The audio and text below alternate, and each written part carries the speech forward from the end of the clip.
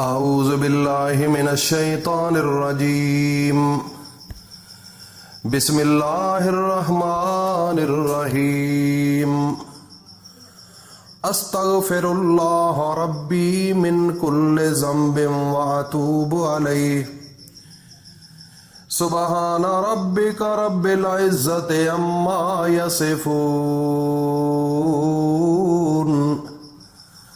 وسلام علی المرسلین والحمد للہ رب العالمین۔ مکرم ذی قدر حضرات و خواتین، میری ماں بہنوں بیٹیوں، السلام علیکم ورحمۃ اللہ وبرکاتہ۔ آپ کو پتہ ہے جب انسان کا وجود گندا ہو جاتا ہے تو شیمپو اور صابن کے ساتھ نہا کر اس کو صاف کر لیا جاتا ہے، اور اسی طریقے سے جب کپڑے گندے ہو جاتے ہیں تو اس کو بھی ہاتھوں کے ساتھ یا پھر واشنگ مشین میں صرف کے ساتھ اس کو دھو کر مکمل طور پر واش کر لیا جاتا ہے۔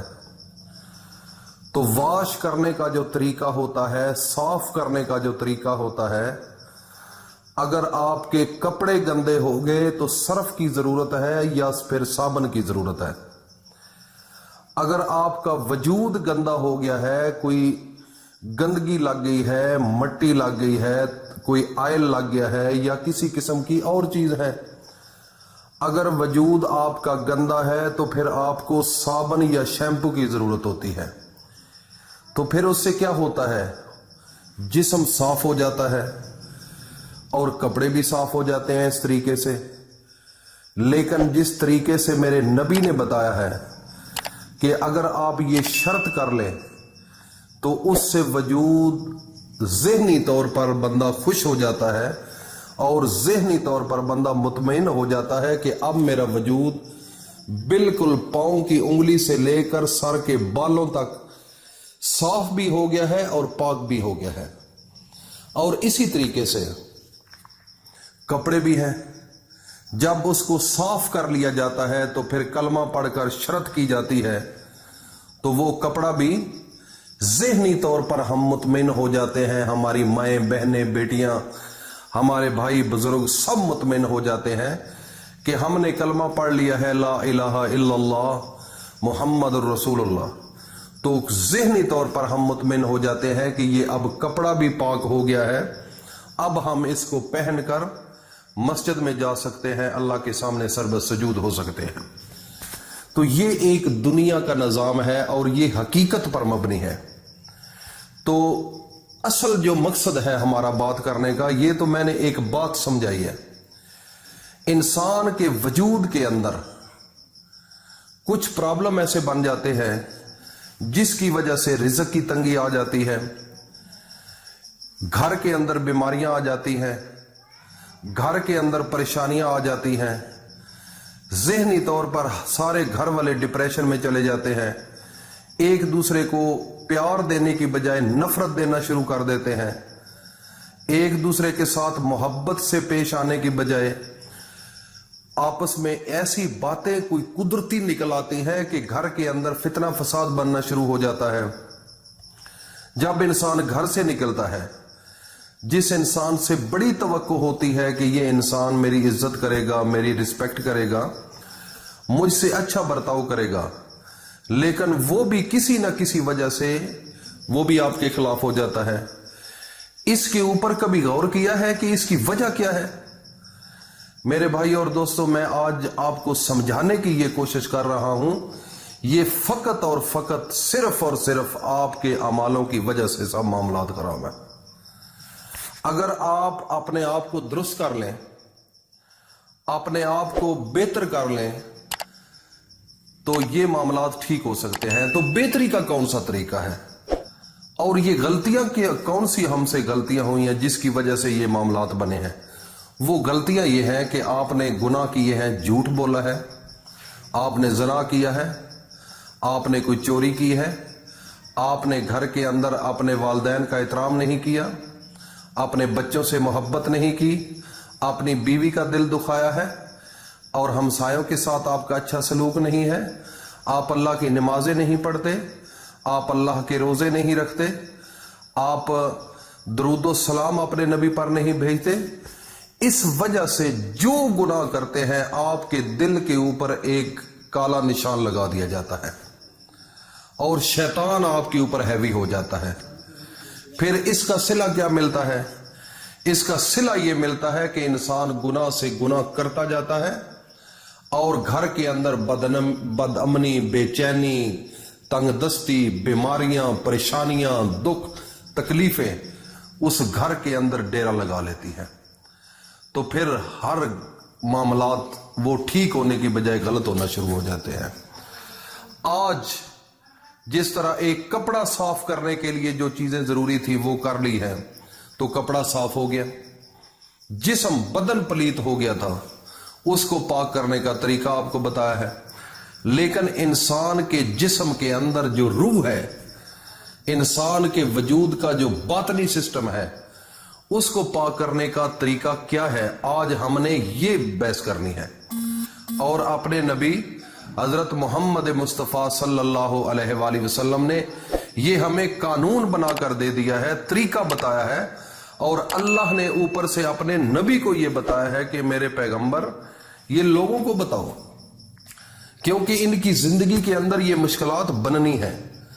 आपने सिर्फ और सिर्फ अस्तगफार करनी है, एक काम करना है। मुझे उस रब्बे जुल जलाल पर इतना यकीन है कामल कि आप इस्तगफार करेंगे तो खुदा की कसम ये सारे मामलात आपके दुरुस्त होना शुरू हो जाएंगे। इस्तगफार के फायदे क्या हैं? इसके फायदे बड़े अहम हैं।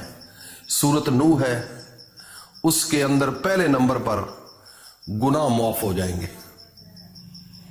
और दूसरे नंबर पर सूरत नूह के अंदर लिखा हुआ है बारिशें होंगी। तीसरे नंबर पर सूरत नूह के अंदर मौजूद है औलाद नसीब होगी। चौथे नंबर पर सूरत नूह के अंदर मौजूद है माल मिलेगा, पैसे मिलेंगे, रिज़्क आएगा। और पांचवें नंबर पर सूरत नूह के अंदर मौजूद है आपको बागात मिलेंगे, आपका ऐसा बेहतरीन घर होगा कि उसके अंदर बाग होंगे, माल्टे होंगे, सेब होंगे, केले होंगे, इस किस्म की चीजें मिलेंगी आपको। इस दुनिया के अंदर की बात कह रहा हूं। जो इंसान इस्तगफार करेगा उसको छठे नंबर पर नहरें जारी होंगी। नहरें किस किस्म की? आपके घर इतना रिज़्क आएगा, दूध आएगा, और अल्लाह ताला की तरफ से आपके घर के अंदर स्विमिंग पूल बनेंगे, बच्चे खेलेंगे, खुद नहाएंगे, मजे लेंगे। इसके अलावा सातवें नंबर पर खुशहाली वाली जिंदगी नसीब होगी। यह भी सूरत हूद के अंदर मौजूद है। जो इंसान इस्तगफार करता है तो उसको खुशहाली वाली जिंदगी, अच्छी गाड़ी होगी, अच्छी जगह होगी, अच्छा घर होगा, अच्छे मामलात होंगे। ये सब इस्तगफार की वजह से आपको मिलेंगी चीजें। और आठवें नंबर पर ताकत और कुव्वत मिलेगी, जिस्म के अंदर पावर मिलेगी, अच्छी ग़िज़ा मिलेगी, अच्छी खुराक खाएंगे, बकरे खाएंगे, इसके अलावा मछलियां खाएंगे और उड़ियाल खाएंगे। इस किस्म की चीजें आपको मिलना शुरू हो जाएंगी। छठे नंबर पर मुबारकबादी है उस शख्स के लिए जिसके नामा अमाल में इस्तगफार ज्यादा है। ये इब्ने माजा के अंदर है। ये अल्लाह की तरफ से आपको मुबारकबाद भी मिलेगी। और इसके अलावा 10वें नंबर पर जो पाबंदी से इस्तगफार करे, जो इंसान पाबंदी के साथ इस्तगफार करेगा तो अल्लाह रब्बुल इज़्ज़त उसे हर गम, हर तकलीफ से निजात देगा और हर तंगी से निकलने का रास्ता भी फरमा देगा, वो रास्ता निकाल देगा।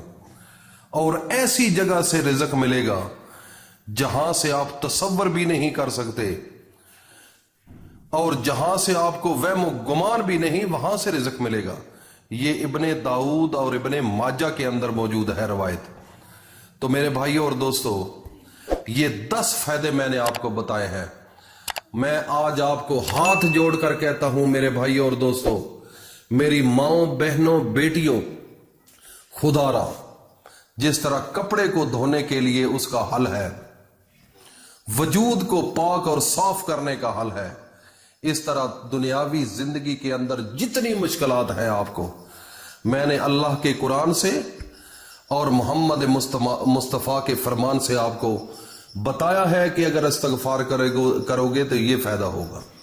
تو استغفار کرنے کا طریقہ یہ ہوگا کہ آپ نے کسی وقت بھی اول و آخر اپنے نبی پر 3 بار درود شریف پڑھنا ہے اور 11 مرتبہ استغفر اللہ ربی من کل ذنب واتوب علیہ، اس کو پڑھ کر یہ تہ دل کے ساتھ مکمل یقین اور ایمان کے ساتھ اللہ سے استغفار کریں اور آگے غلطیاں نہ کرنے کا ارادہ کریں۔ میں خدا کی قسم کھا کر کہتا ہوں یہ اللہ کا قرآن سچا ہے، میرے نبی کا فرمان سچا ہے۔